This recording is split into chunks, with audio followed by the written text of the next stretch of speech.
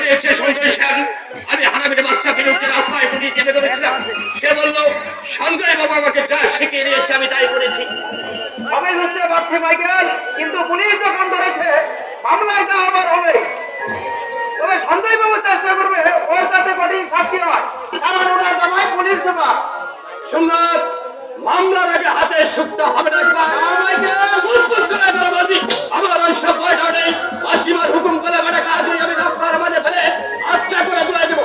তাতে যদি আমার সমস্যায় জেল হয় হোক, তার জন্য আমি সম্পর্ক বস্তু। আপনি হুকুম করে মাসিমা, আমি ওই হারামের বাচ্চা সঞ্জয় সেনকে রাস্তায় ধরে আচ্ছা করে তুলে দেব। মাথা খারাপ করিস না মাইকেল, কেসটা কিন্তু খারাপ হয়ে যাবে। কি খারাপ বলিসনি? চাল নয় ফাঁসি, তাতে কি মরতে তো হবে। মরবার আগে 2-4টা জানোয়ারদেরকে খতম করে তারপর মরবো, এই হচ্ছে আমার নীতি। তোমাদের সঙ্গে আমি একমত হতে পারছি না। দীপক যদি অপরাধ করে থাকে নিশ্চয়ই তার শাস্তি হবে, আর নির্দোষ হলে বেকসুর খালাস হবে। আপনার চিন্তাধারা সম্পূর্ণ ভুল। বিষয় সম্পর্কে দাদার সাথে আমার একদিন চর্চা হয়েছিল। দাদা নিজে বদির হাতে গায়ে বুক বসিয়ে যে থানায় গিয়ে দাঁড়িয়ে রাখ, আমি বদিকে খুন করতে উদ্যোগ হয়েছি। সাক্ষী দিয়েছিল ওই হারামের বাচ্চা সঞ্জয় সেন। বিচার আমার 2 বছরের জেল হয়। দোষ না করে আজ আমি শাস্তি পেলাম। তোমাদের ভগবান তো আমাকে নির্দোষী বলে খালাস করে দেয়নি। আল্লাহ সবই দাপ্পাবাদী। এই যুগে বিচারে মানে নীরবে নিভৃতে কাটে। তাই আমার নীতি হচ্ছে কাপুরুষের মতন আসবে দুটি কামড়ে ধরে দুশ্মনদেরকে নিজের হাতে খতম করে তারপর জেল নয় ফাঁসি। তার জন্য আমি সম্পূর্ণ প্রস্তুত। ওর কথাই আপনি কিছু মনে করবেন না মাসিমা, ছেলেটা বাড়াবাড়ি উগ্র প্রকৃতি। মামলা কি হবে জানেন একমাত্র ভগবান। টাকা পয়সা খরচ করতে পারলে হয়তো রেহাই পেত, কিন্তু আপনি একবার দারোগা বাবুর কাছে গিয়ে বলুন না মাসিমা। নাশ করবার সেটা হবে আমার মৃত্যুর স্বামী। সঞ্জয় সেনের অতীত ইতিহাস তোমরা জানো না বাবা, আর আমিও তোমাকে বলতে চাই না। আমাদের দুরবস্থার মূলে দায়ী রয়েছেন একমাত্র উনি। তোমার মেশামশাইকে ওই লোকটা বিপদে চালিত করেছে। কি বলছেন সঞ্জয় বাবু? মার্জনা করে বাবা, ঝুঁকির মাথায় কথাগুলো আমি বলে ফেলেছি। নিজের চরিত্রে যদি সফলতা থাকে কেউ কখনো কাউকে বিপদে নিতে পারে না। দোষ তোমার মশামশাই সঞ্জয় সেনের নয়, সঞ্জয় সেনের নয়। সঞ্জয় সেনকে তাহলে ওর আগে থেকেই চিন্তা। সঞ্জয় সেন আমার থেকে, তবে এই অবস্থায় নিশ্চয়ই উনি মুখ ফিরিয়ে নিতে না বলে আমার বিশ্বাস।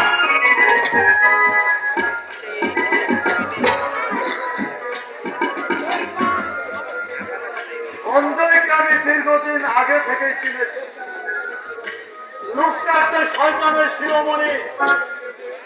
আমাকে নরকে নামিয়ে দিয়ে নিজের আখের গুটিয়ে নিয়ে ওই হরিমন্ত্রীপুর থেকে পালিয়ে এসেছিল।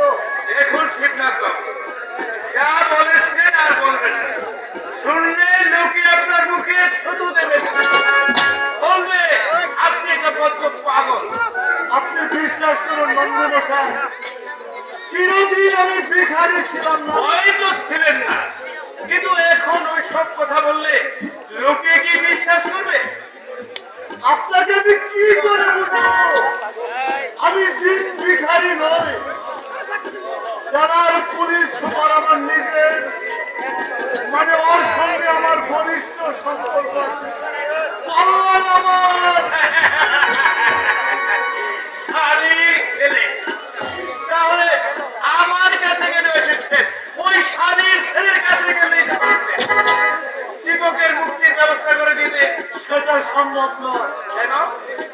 এর উত্তর আমি দেব না, আর দেওয়া সম্ভব নয়। মানুষের জীবনে এমন অনেক ঘটনা ঘটে যার উত্তর দিতে গেলে লজ্জায় মাথা হেঁট হয়ে যায়। যাকে আপনার গোপনীয় বিষয় আমি জানতে চাই না। এখন আমি আপনার জন্য কি করতে পারি তাই বলুন। সঞ্জয় বাবু আপনার বন্ধু, তাকে বলে আমার যুবকের মুক্তির ব্যবস্থাটা করে দিন। কিন্তু একটা নির্দোষ ছেলের লাইফটা বরবাদ হয়ে যাবে, সেটা আপনারা নিশ্চয়ই চাইবেন না। আমি আপনার কাছে হাত জোর করে বিনতি করছি, ওর মায়ের মানসিক অবস্থাটা তো আপনি নিশ্চয়ই উপলব্ধি করতে পারছেন। আপনাদের মনোবেদনা আমি উপলব্ধি করতে পারছি।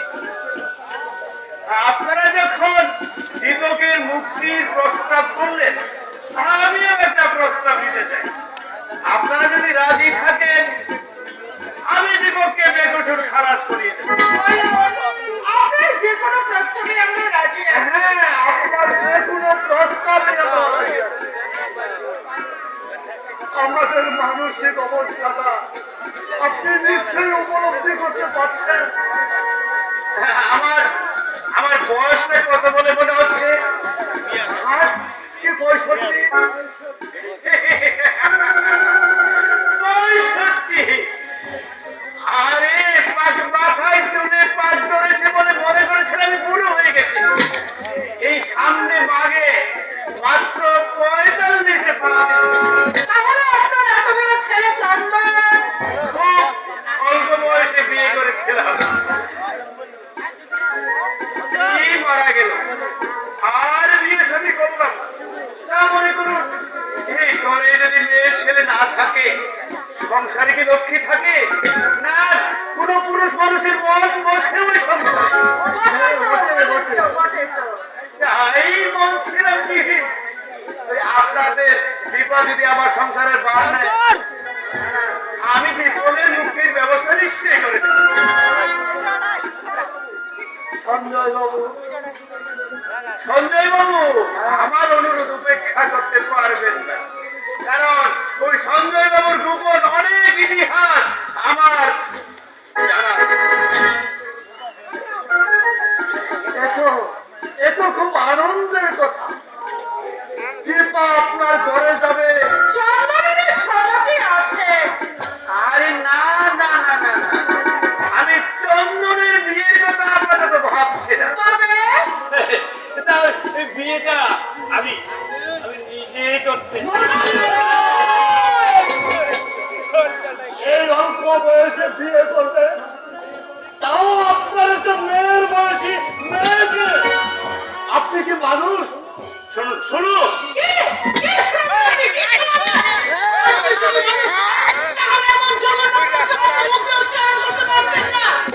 আমার ছেলে ছেলে পড়ছে বড়, তবু কৃপার জীবনটা আমি হাহাকারে ভরিয়ে দিতে পারবো না।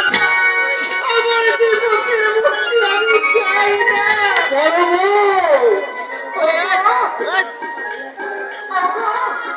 তবে একটুখানি বিষ এনে দাও আমাকে, খাইয়ে খুব খাইয়ে দে হাত ভাগে নিতে। না দিতে পারলাম পেট ভরে ভাত, না দিতে পারলাম ভালো একখানা শাড়ি, মরে যায়, তবু মনটাকে প্রভু দিতে পারবো। আপনি আপনাদের বাস্তব অবস্থাটা একবার চিন্তা করে দেখুন। আপনি হ্যাঁ, তুমি তুমি একটা এক গরিব মা বাবার দুর্বলতার সুযোগ দিয়ে তাদের একমাত্র মেয়ের গলায় বিয়ে নামক ফাঁস পরিয়ে দিতে চাইছো না? আমার যদি সাবেক দিন থাকতো, এর জবাব মুখে নয়, ওই চতুর মুখে দিতাম। তোমার মতো জানোয়ারকে মানুষ সামনে কথা বলে সিদ্ধান্ত বেরিয়ে যাও, বেরিয়ে যাও। নইলে তোমাকে আমি দ্রুত কাটা করবো। আমি ভদ্র সন্তান বলে এখনো তোমাকে আমি সহ্য করছি, এখনো তুমি দাঁড়িয়ে আছো নরবর্ষ। আমি বলছি তুমি যাবো কি না? যাচ্ছি যাচ্ছি, আমি যাচ্ছি, কিন্তু এই অপমানের প্রতিশোধ আমি নেবই নেব। কাল সকালে এই বাড়ি ছেড়ে ওই অন্যত্র চলে যাবেন। যাবার আগে বাড়ি ভাড়ার টাকা পাই টু পাই হিসাব করে দাঁড়ান মন্ত্রীমশাই। দীপা আমি আমি আমি আপনার প্রস্তাবে রাজি।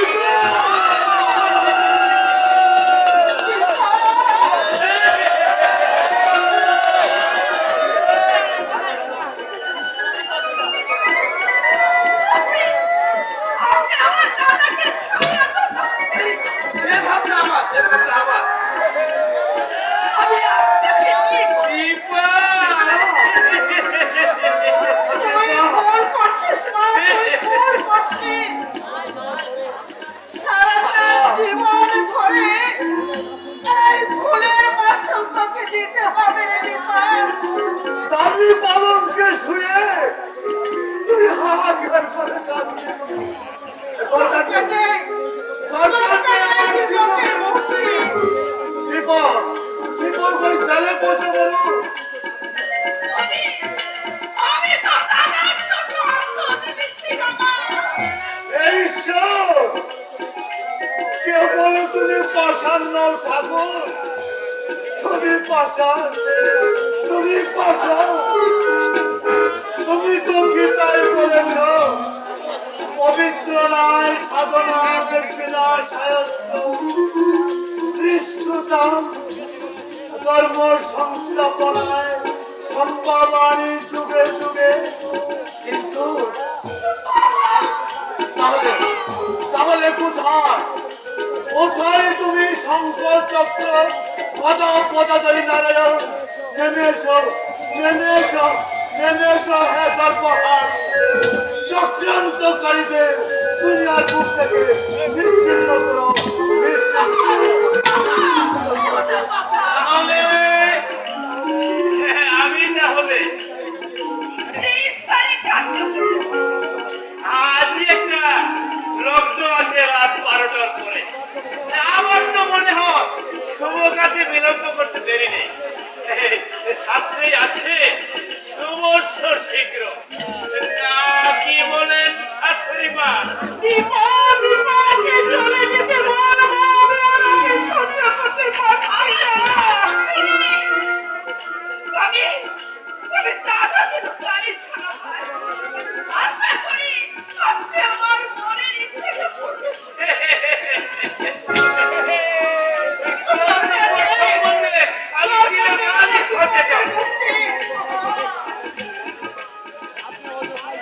আপনি আপনি অযথাই দুঃখ পাচ্ছেন শাশুড়ি মা।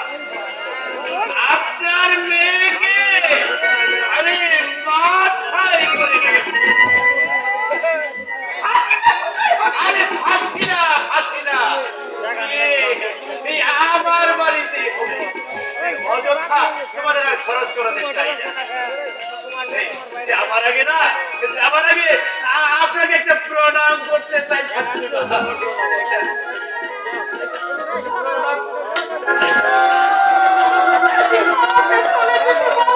চলে যেতে বল। আমি আর ওকে সহ্য করতে পারছি না রে দীপা, সহ্য করতে পারছি না। আশীর্বাদ করবেন শাশুড়ি মা। শাশুড়ি মা, আমার জন্য না আপনি আশীর্বাদ করবেন। আমি যেন আরো 1000 বছরের প্রণয় লাভ করি। দীপা, দীপা, ওকে চলে যেতে বল মা, ওকে চলে যেতে বল। আমি ওকে সহ্য করতে পারছি না। এই প্রথম 2-4 দিন একটু অসহ্যই লাগবে, তারপর দেখবেন সব ঠিক হয়ে গেছে। আমি আমি আসছি দীপা।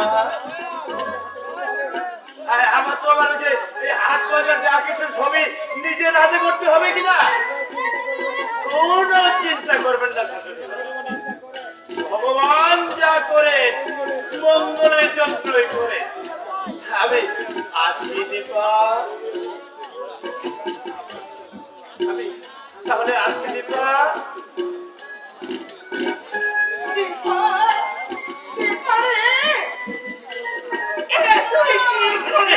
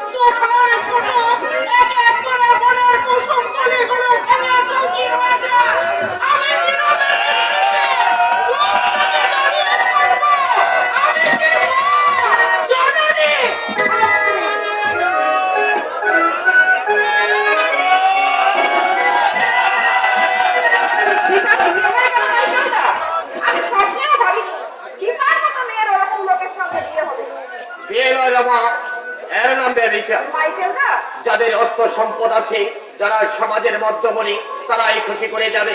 গরিবের প্রতিবাদ করার কোনো সুযোগ থাকবে না। এই তো সমাজ ব্যবস্থা। আইনের নাগালে পাবে না, রাষ্ট্র থাকবে উদাসীন, আর নেতারা বলবে সবই ঠিক আছে। তুমি এসব কথা ভাবো মাইকেল দা? তুমি কি মনে করেছো রমা আমি অগণ বেকার হয়ে জন্মেছিলাম? শয়তানদের ষড়যন্ত্রে আজ আমি সমাজ বিরোধী মাস্টার। এমন জীবন তার ছেলে বসে মরছে একটা নিরপরাধ তরুণ শয়তানের চক্রান্তে। শুনছি ওনাকে আজ মুক্তি পাবে। পাবে, কিন্তু কিসের বিনিময়ে মুক্তি পাচ্ছে তুমি জানো রমা? একমাত্র বনের বিনিময়ে। মাইকেল দা, I'm so sorry, my sister. কথাটা অসরি, তার জন্য আমি তোমার কাছে মার্জনা চাচ্ছি। কিন্তু একটা 20 বছরের তরুণীর সঙ্গে একটা 60 বছরের বৃদ্ধের অসম বিবাহ আমি মনের প্রাণে কিছুতে মেনে নিতে পারছি না। জানি না দীপকটাও মেনে নেবে কিনা, কিন্তু আমি হলে কি করতাম জানো মা? দুটোকে একসঙ্গে খুন করে ফাঁসিতে যেতাম। আদালতে দাঁড়িয়ে তাদের শুনে চিৎকার করে বলতাম ধর্মবতার খুন আমি করেছি, কিন্তু কেন করেছি একবার সন্ধান করে দেখো। মাইকেল দা, জানি আজ আমার কথা কেউ গণবাদ করবে না, কিন্তু রমা এই সমাজ ব্যবস্থাকে আমি যতই দেখছি ততই স্থায়ীপন্থী আমার উত্তেজিত হয়ে পড়ছে। ইচ্ছে হচ্ছে এই মন্তব্য বলে গণতন্ত্র সমাজটাকে আমি ঘুরিয়ে দেই। মাইকেল দা ঠিকই বলেছে। এর নাম বিয়ে নয়, ব্যভিচার। দৈনিকে দেহ ত্যাগ করেছিলেন দেবতাদের মঙ্গলের জন্য। দীপা আমার দাদার জন্য আত্মত্যাগ করে গেল। দীপার স্বপ্ন ছিল সুন্দর সুস্থ স্বাস্থ্যবান একটা স্বামী, ছোট্ট একটা সাজানো গোছানো সংসার। রমা, দাদা, কি হয়েছে দাদা? তোমার মুখটা শুকনো দেখাচ্ছে কেন? শরীর কি তোমার ভালো নেই? না রে, শরীর ভালো আছে, তবে যাই হোক একটা চাকরি করছিলাম, সেটাও চলে গেল রে। কেন? দীপকের কেসের জন্য তদবির করছিলাম, সঞ্জয় বাবু নাকি মালিক খেয়ে বলে দিয়েছে আমাকে চাকরিতে রাখলে এখানে ফ্যাক্টরি রাখা এটাই হবে। তাই মালিক সঞ্জয় বাবুর সঙ্গে বিবাদ করে আমাকে চাকরি দেওয়া সম্ভব না। সঞ্জয় সেনকে দেশের মাথা হয়ে গেছে যে তার হুকুম মেনে সবাইকে চলতে হবে। দেশে কি আইন কানুন নেই? দেশে কি মানুষ নেই? আইনের কথা বলছিস রমা? আইন আছে, কিন্তু সে আইন গরিবদের কাছে। এই সমাজে ধনীর সাত মুরমাপ, ওরা আইনের মুখে জুতো মেরে লক্ষ লক্ষ টাকা রোজগার করছে বেআইনি পথে। আর আইনের রক্ষকরা দেখে ওটা চোখ বুঝে থাকে। আর আমরা যদি অন্যায় করি, পুলিশ আমাদের টুটি টিপে ধরে। এই তো আমাদের সমাজ। মানুষ চুরি করে খিদের জ্বালায়, পকেট কাটা পেটের এই কতটা ভোগাবার জন্য। চিন্তাই করে দারিদ্র নামক রাক্ষসটাকে গলা টিপে মারার জন্য। কিন্তু ধনীরা যে কোটি কোটি টাকা মুনাফা লুটে কিসে কিসে গরিবের সাধারণ প্রাণ রস, কই তাদের বেলা তো আইনের রঙ হাতটা এগিয়ে আসে না। তুই দেখে নিস রমা, দেশের যুব শক্তির এই বৈষম্য বেশি দিন চলতে দিবে না। বর্তমান সমাজটা ভারতের যুগের উপর দাঁড়িয়েছে। তাই তরুণ সমাজ কোনো পথ না পেয়ে বিপদে চলে যাবে। দাদা, বিনা দোষে আমার চাকরি চলে গেল। কাল থেকে হয়তো নিরম্ব উপবাস। খিদের জ্বালায় আমি যদি পকেট মার হই, চিন্তাই করি ওয়াগার বেকারদের দলে নাম লেখাই, তার জন্য কি আমি দায়ী? না দাদা না, তোমার দুটি পায়ে পড়ি, এ কাজ তুমি করতে চেও না। আমি মাসিমার কাছে বিয়ে বাঁধতে শিখেছি, দুটো পেয়ে কোনো রকমে চলে যাবে। আর যদি তাও না পারি, মানুষের বাড়িতে ঝিয়ের কাজ করবো, তবু তুমি ও কথা চেও না দাদা। সুনাম বাড়িয়াছ, সুনাম। দেখি একে চেহারা হয়েছে তোমার, ওরা কি তোমাকে খেতে দেয়নি? এই অবস্থা দেখার আগে আমি যদি পড়তে পারতাম, কোনো দুঃখ থাকতো না। কেন? কেন তুমি আমাদের বাড়িতে এলে? কেন এলে তুমি?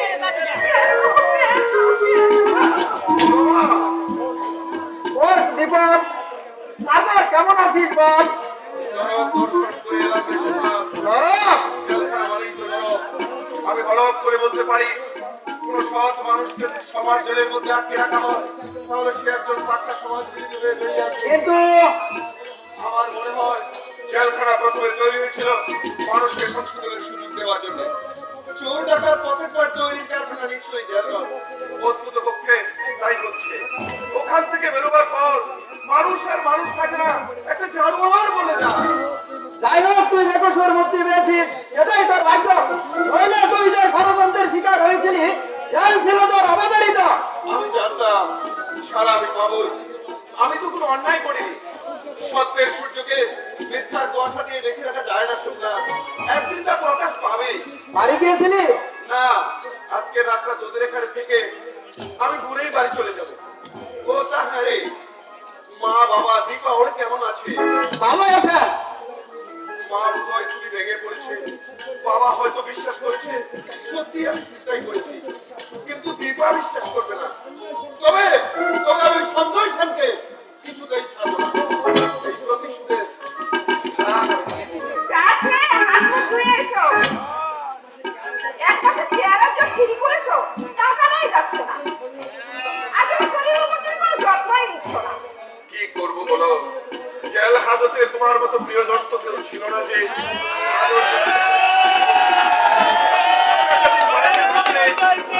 সব ঠিক হয়ে যাবে। তুই হাত মুখ দিয়ে বিশ্রাম কর দীপু, আর তুই উনুনটা ধরিয়ে দে রমা। আমি আসছি। ওই যাবি আপনার অনেকদিন বাদে বাড়িতে এলি, শুধু ডাল ভাত তো আমার সামনে ধরিয়ে দেওয়া যায় না। তুই বিশ্রাম কর, আমি বেশি দেরি করবো না।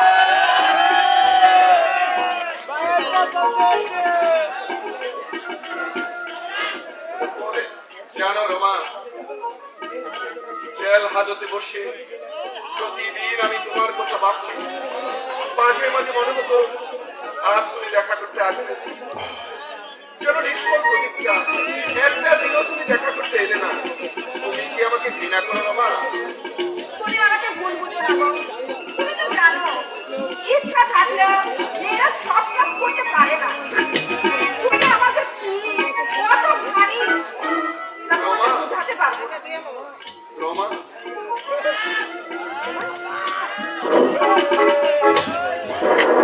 শুধু একবার,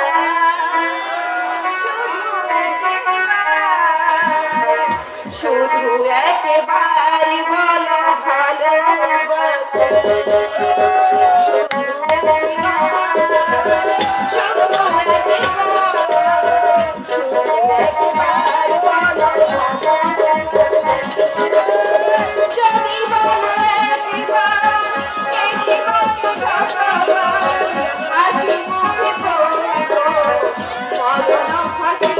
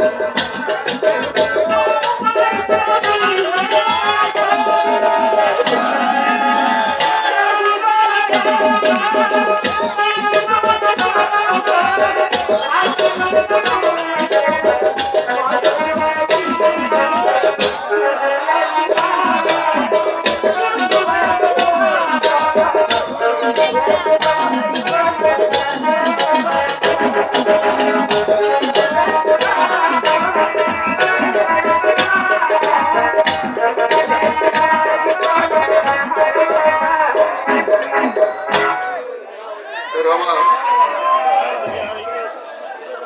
জানো, এই আমার স্বামী পেট ভরে ভাত খায়নি, রাতে ঘুমায়নি, শুধু অঝরে কেঁদে গেছি। আর ভগবানের কাছে প্রার্থনা করেছি, ওকে তুমি সসম্মানে মুক্তি দাও ঠাকুর, সসম্মানে মুক্তি দাও। রমা লক্ষ্মীটি কেঁদো না, এবার আমরা নতুন করে জীবন আরম্ভ করব। আমি মনে মনে ঠিক করে ফেলছি, চন্দনের সঙ্গে দীপার বিয়েটা হয়ে গেলে তোমাকে সসম্মানে বিয়ে করে আমি বাড়ি নিয়ে যাবো। তোমাকে দূরে সরিয়ে রেখে আমিও কষ্ট পাচ্ছি।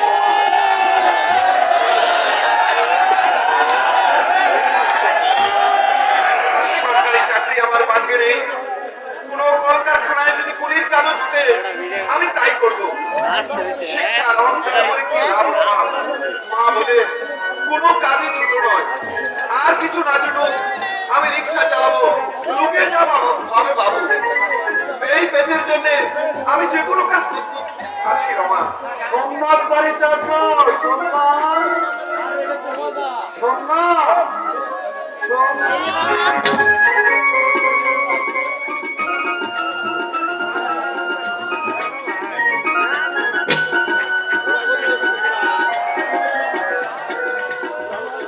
বাবা তুমি ভালো আছো? হ্যাঁ, ভালো আছি। তুই কখন এলি? এই তো একটু আগে। বাড়িতে গেলি না কেন? তোর মা কান্নাকাটি করছে, আর এদিকে সব খবরই তো শুনেছি। সবই সবই আমার এই পুরো অদৃষ্টের দুর্বল। দীপার মতো মেয়ের জীবন